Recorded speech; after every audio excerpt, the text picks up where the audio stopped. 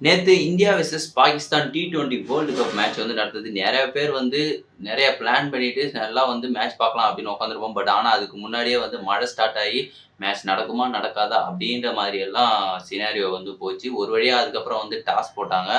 India வந்து batting இறங்கிச்சு. அதுக்கப்புறம் என்னலாம் நடந்துச்சு அப்படின்றத நான் உங்ககிட்ட வந்து ஷேர் பண்ண போறேன்.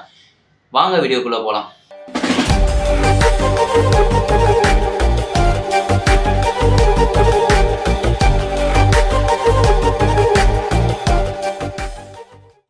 Hi hello everyone.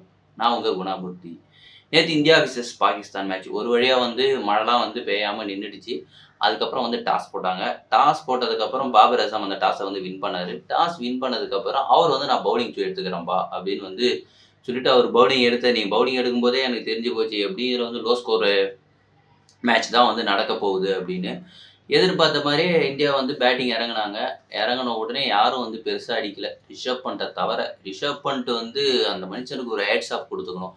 கிட்டத்தட்ட ஒரு 2 வருஷமா வந்து கிரிக்கெட்டே விளையாடல. கார் ஆக்சிடென்ட்ல இருந்து அதுக்கப்புறம் மீண்டு வந்து ஐபிஎல்ல ஒரு நல்ல கம்பேக் குடுத்து இந்தியன் டீம்ல வந்து இடம் புடிச்சு, பாகிஸ்தானுக்கு எதிரா ஒரு 44 ரன் கிட்ட அடிக்கிறாரு அப்படின்னா சாதாரணமான விஷயம் கிடையாது. Hats off Rishabh Pant. அதுக்கப்புறம் வந்து அதுக்கப்புறம் யாரும் சிறப்பாவே அடிக்கல. எல்லாருமே வந்து அவுட் ஆயிட்டே வந்து போயிட்டே இருந்தாங்க. என்னடா இது பேட்ஸ்மேன் தான் இப்போ இந்தியா டீம் வீக் ஆயிடுச்சா? இல்ல பேக் டூ ஃபார்ம் வந்துடுச்சா? அப்படின்னு வந்து பார்த்தோம் அப்படின்னா, அப்படிதான் வந்து எல்லாரும் சொல்லிக்கிட்டு இருந்தாங்க. பட் இருந்தாலும் அந்த நியூயார்க் சிட்டி பிட்ச்ல வந்து ஸ்கோர் வந்து பார்த்தோம்னா ரொம்பவே கம்மி தான். அதிகமாவும் அடிக்க முடியாது. அத அடிச்சாலும் அத டிஃபெண்ட் பண்றது ரொம்ப கஷ்டம். பட் ஈஸியாவும் அடிக்கலாம். எப்படி வேணாலும் இது பண்ணலாம். அப்படின்ற மாரி தான் அந்த நியூயார்க் சிட்டி பிட்ச். பட் இருந்தபோதிலும் ஏதோ தட்டி தடுமாறி வந்து ஆல் அவுட் ஆயிட்டாங்க. இந்தியா டீம் 120 ரன் அடிச்சா வெற்றி அப்படின்றதுல கூட பாகிஸ்தான் இறங்குறாங்க.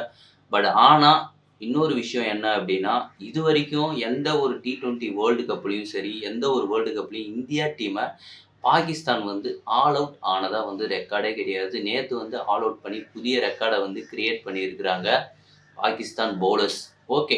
இந்த 120 ரன்ன வந்து பாகிஸ்தான் டீம் வந்து சேஸ் பண்ணி வின் பண்ணிட்டாங்க அப்படின்னா, சரி ஓகே. அவங்களுக்கும் வந்து ஒரு ஆறுதல் முதல் வெற்றியா இருக்கும். பட் இறங்குனாங்க பாபர் அசாம், ரிஸ்வான் இவங்க 2 பேரும் அடிக்கிறத பார்த்தோம் அப்படின்னா, காட்டுத்தனமா அடிச்சுக்கிட்டு இருந்தாங்க. 50 ரன்னுக்குலாம் வந்து 1 விக்கெட் தான் விழுந்துட்டு இருந்தது. அதுக்கப்புறம் ஒரு ஹோப் குடுத்தாரு ஜஸ்பிரீத் பும்ரா. இந்த ரிஸ்வானோட விக்கெட்ட எடுத்ததுக்கப்புறம் வேற லெவல். அதுக்கப்புறம் ஆட்டம் வந்து டர்ன் ஆச்சு. அதுக்கப்புறம் அக்ஸர் பட்டேல் வந்து விக்கெட் எடுக்கிறாரு. என்னதான் வந்து ஹார்திக் பாண்டியா வந்து மும்பை இந்தியன்ஸ்ல இருக்கும்போது ஐபிஎல்ல ஒழுங்கா பெர்ஃபார்ம் பண்ணலனாலும், ஆனா வேர்ல்டு கப்னு வந்தப்போ என்னோட பெர்ஃபார்ம் வந்து தனியா தெரியும். பாருங்கடா அப்படின்னு வந்து சொல்லிட்டு, நேத்து அருமையா ஒரு விக்கெட் 3 விக்கெட்ட எடுத்தாரு. மேட்சுக்கோட வெற்றிக்கு அவர் மட்டும் இல்லாம ஜஸ்பிரீத் பும்ரா ஆட்டநாயகன் விருத நேத்து வாங்குனாரு மேட்ச வின் பண்ணதுக்கப்புறம். அண்ட் தென் இதுல ஜெயிக்கிறதுக்கு முக்கியமான காரணமே வந்து ஜஸ்பிரீத் பும்ரா தான். லான்லி வாரியரா வந்து எல்லாருக்கும் நம்பிக்கைய வந்து குடுத்துக்கிட்டு இருந்தாரு. பட் மத்த பவுலர்கள் எல்லாம் சொல்லணும் அப்படின்னா வந்து ஓகே. ஓரளவு தேவலாம் அப்படின்ற மாரி தான் சொல்ல முடியும். பட் இந்தியா இப்போ வந்து ஃபர்ஸ்ட் இடத்துல இருக்காங்க. பாயிண்ட்ஸ் டேபிள்ல. அதுக்கடுத்து யுனைட்டட் ஸ்டேட்ஸ், அமெரிக்கா வந்து இருந்துகிட்டு இருக்காங்க. இந்த 2 டீமுமே இன்னும் ஏதாவது ஒரு மேட்ச் ஜெயிச்சாலே வந்து போதும்.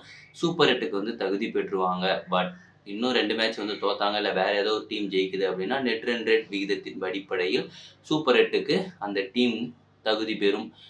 இதுக்கப்புறம் இந்தியாவுக்கு வந்து யுஎஸ்ஏ கூட தான் மேட்ச்சு. அந்த யுஎஸ்ஏல வந்து கிட்டத்தட்ட ஒரு 4, 5 இந்தியன் பிளேயர்ஸ் இருக்கிறாங்க.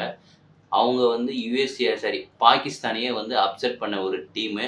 பட் இந்தியாவ அப்செட் பண்ணுவாங்களா? அப்படின்றத நாம பொறுத்திருந்து தான் பார்க்கணும். மீண்டும் நம்ம இன்னொரு வீடியோல வந்து சந்திப்போம். பாய்.